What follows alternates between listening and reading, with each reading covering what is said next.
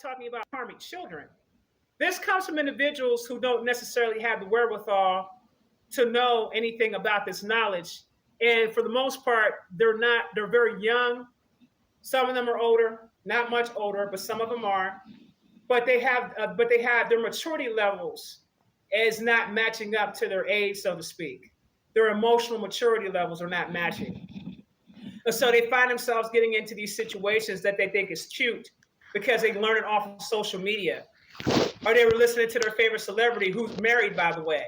We ain't gonna talk about how you listening to these thoughts out here, but these thoughts are married and in relationships telling you to go out here and mess yourself up. We're not even gonna talk about that. We're not even gonna talk about that basic common sense, that critical thinking that's lacking for most people, where they don't actually see that the people that they're looking up to are in these long-term relationships, but telling you that a person got to do this, a person got to do that, I got to carry myself like this, and they got to carry themselves like that, and blah, blah, blah, blah, blah, blah, blah, blah, blah. It's not realistic. And I think that some of the people have gotten caught up in the facade of what they think real life really is, instead of just paying attention to the life that they're living and being present in the life that they're living and figuring out ways on how to better themselves and better their families and learning better on how to make better choices. So when we start talking about karmic children, one of the things you're going to know about a karmic child is how they relate to you when they're growing up. That karmic child also could be a soul walk-in at the same time. Soul walk-ins. It's when the original soul that came with the vessel decides to dismiss itself for another soul to come in. And it's like they're really having a conversation saying, hey, do you mind if we switch out? Because I got this mission I got to do, and I got to have it done by a certain time. And your vessel seems like to be the appropriate vessel, or this is the vessel that I had chose, and I wasn't aware that you were in this vessel. So would it be okay if we could swap out? The soul says either yes, it'll agree to it, say yes, we can swap out. I'm going to return back to Sirius A, which is where all the souls are located at and created in Sirius A.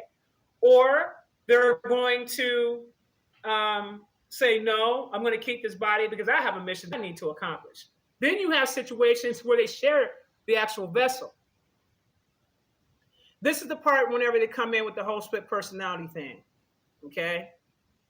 Dr. Jekyll, Mr. Hyde, that whole thing is going on. Because a lot of times, what most people don't realize, because we weren't educated about these soul walk-ins. Soul walk-ins are beings that have a mission that come here to this planet. And it's not just this planet; it could be any planet. But let's just speak for the sake of planet Kai, the one we currently live on right now.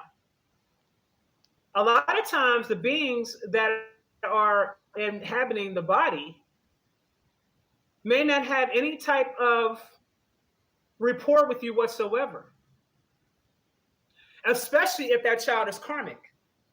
If that child is karmic and a soul walk-in, he doesn't want to have nothing to do with you, or she doesn't want to have nothing to do with you whatsoever. You're going to notice you don't have things in common. You're going to notice that the child is always in opposition to you. You're going to notice that it's going to cause problems for you no matter what. They're going to tell you that they don't even see you as their parents. Parents, you need to pay attention to that. You may think it's talk back because you were programmed to think a certain particular way, and you weren't taught to critically think and say, wait a minute, let me really listen to this child. Let me really listen to my child and really listen to what they're saying. A lot of times you guys just take care of your children and you try to go through life the best way that you can, but you're not really paying attention to the signs that's being brought around you. You're not paying attention to what the child is saying.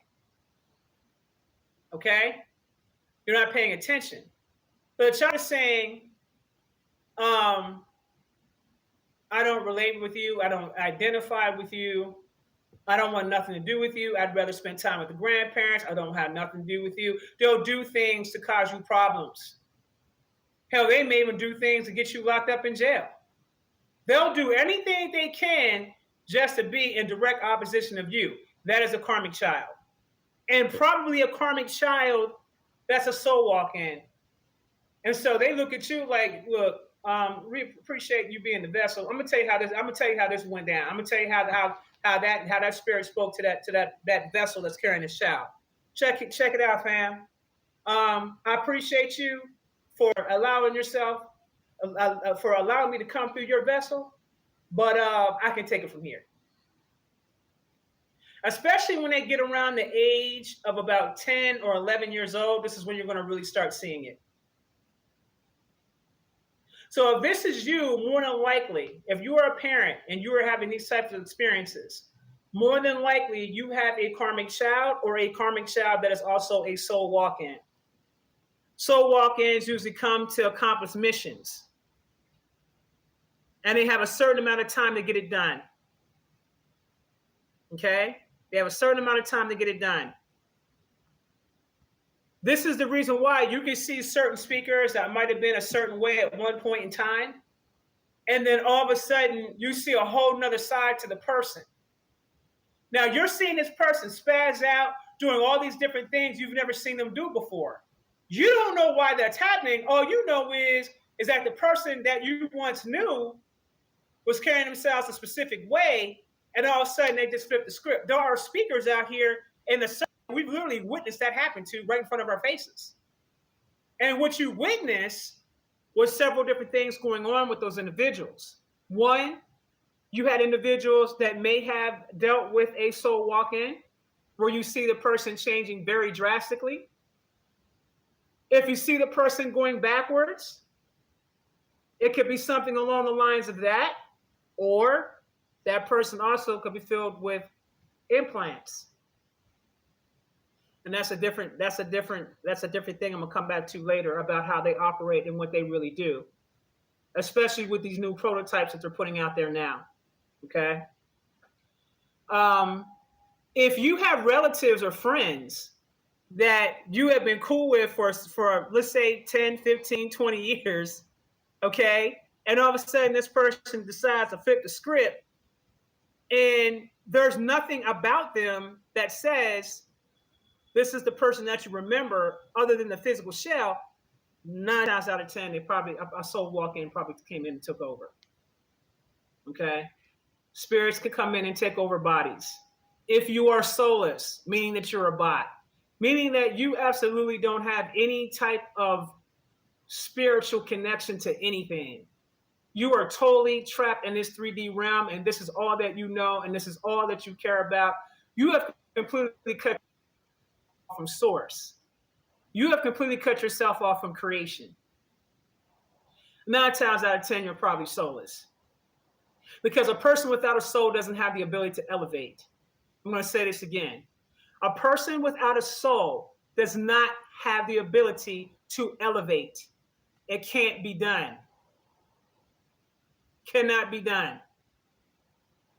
So if you're around people that you see are on certain programs, and A, they don't want to do any work whatsoever to work. They don't want to do anything to work on themselves whatsoever. B, they are cut up strictly in the 3D realm. Their mind state doesn't give you any indication whatsoever that they have any type of elevated consciousness to them at all. These are people that also could be energy vampires. Soulless people are, in fact, energy vampires. These are individuals that come in and literally suck the life out of you. Have you ever been around a person before and you talk to them for about 10, 15, 20 minutes and you're exhausted and you're like ready to go to sleep, like, damn. Or when they're in the house and you're around, you have energy, and then all of a sudden you have no energy when they're around, and you find yourself having an exit stage left because you don't know what the hell that is. Those are called energy vampires, and 9 times out of 10, those people are soulless.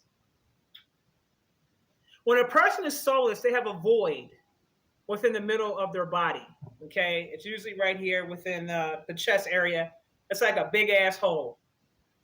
Any spirit, any entity, any God being, any ET can see those types of beings walking around here and immediately take them over without a problem.